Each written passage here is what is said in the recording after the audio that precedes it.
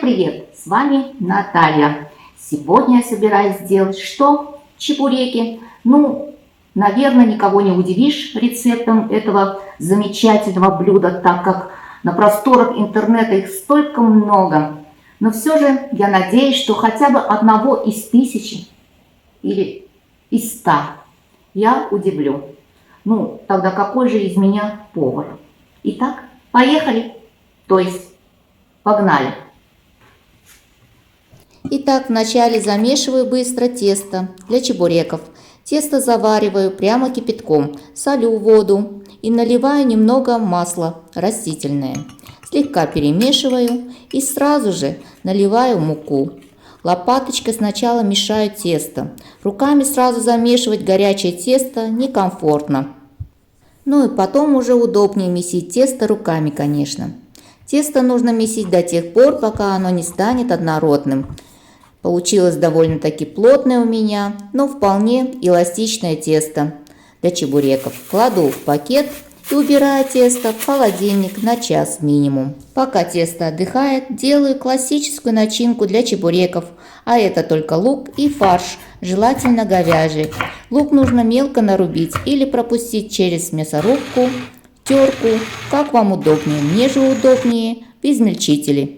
Посмотрите, как кот реагирует на звук блендера. Так быстро за несколько секунд измельчила лук.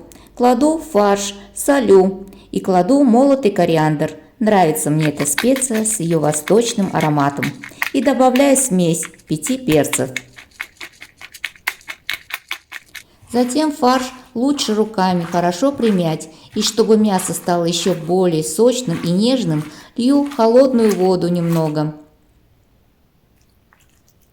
И руками затем хорошо мешаем. Начинка должна получиться чуть жидковатой, но держать форму и не расползаться.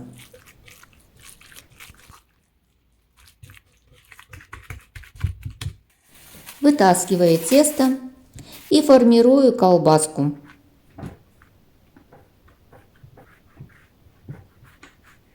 Делю тесто на 10 равных частей. Весом у меня получилось более 80 граммов. Кстати, вместе с обрезками в итоге у меня получилось 11 чебуреков довольно-таки больших размеров. Делаю из кусочка теста шарик и накрываю пищевой пленкой, чтобы они не обсохли. В это время ставлю на огонь глубокую сковородку. Наливаю достаточно большое количество масла и нагреваю. Беру один шарик и продавливаю его в лепешку. Раскатываю скалкой. Если у вас липнет к столу тесто, то присыпайте мукой. У меня тесто довольно-таки эластичное и не липнет к скалке совсем. Раскатала очень тонко тесто. Начинку еще раз перемешиваю, так как жидкость оседает на дно, и кладу пару ложек примерно на одну сторону лепешки. Разравниваю и оставляю свободные края на 1,5 сантиметра примерно. Смазываю водичкой края, чтобы хорошо скрепились. Делаю нахлест, воздух спускаем и хорошо закрепляю друг с другом. Главное, чтобы фарш не заходил до скрепления. Затем провожу по краю ножиком фигурным. И чебурек готов. И сразу же жарю. Пока жарится один чебурек, леплю другой. Из собранных обрезков получится затем еще один чебурек. Жарю чебуреки чуть выше средним огнем с двух сторон до золотистой корочки. Конечно же, чебуреки нужно жарить на большом количестве масла. Тесто берет в себя масло столько, сколько нужно, лишнее не берет. Кладу на решетку готовые чебуреки. Очищаю масло время от времени. Оно быстро скапливает нагар, который потом прилипает к тесту, что не очень эстетично и не полезно также. Непременно советую приготовить такие вкусные, сытные чебуреки. Красивая, Ароматная корочка, такая хрустящая, нежная и такая сочная мясная начинка. Так, посмотрите, какая красота.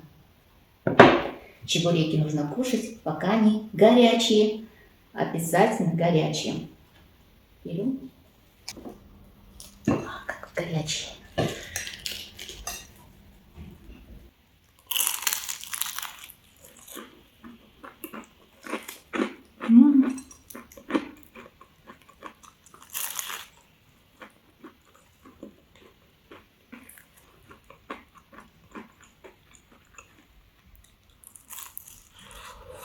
О, горячий.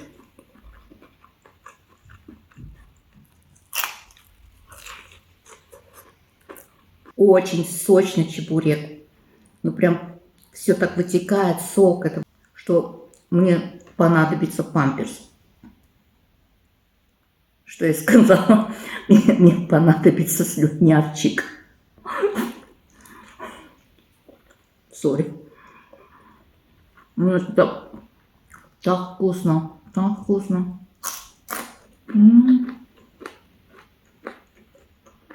Во. Друзья, надеюсь, вам понравилось это видео. Немножко прибавило настроение и аппетит.